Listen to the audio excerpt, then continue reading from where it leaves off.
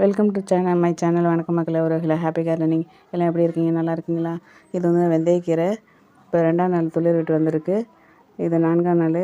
இது வந்து உடம்புக்கு ரொம்ப குளிர்ச்சி தரக்கூடிய கீரை. நம்ம வீட்டு மாடி தோட்டத்தில் நாமளே ரெடி பண்ணி வச்சுக்கலாம். இது 2 நாள் எனக்கு யூஸுக்கு வந்துச்சு. ஒரே வாரத்தில் ரெடியாக ஒரு கீரைன்னா இந்த வெந்தயக்கீரை தான். ஒரே வாரத்தில் நமக்கு கை கொடுக்கும். அந்த அளவுக்கு ஒரு வசுர வளர்ச்சி அதுக்கு.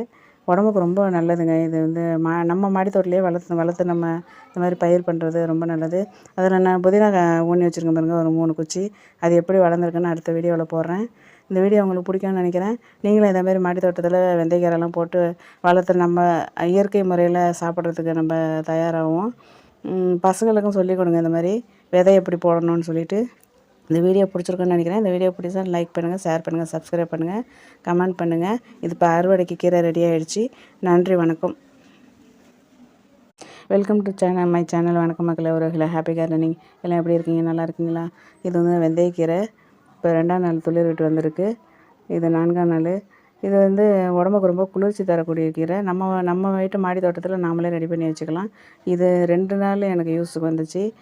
ஒரே வாரத்தில் ரெடியாக ஒரு கீரைன்னா இந்த வெந்தயக்கீரை தான். ஒரே வாரத்தில் நமக்கு கை கொடுக்கும்.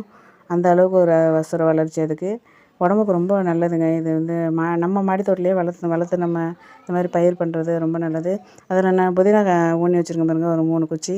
அது எப்படி வளர்ந்துருக்குன்னு அடுத்த வீடியோவில் போடுறேன்.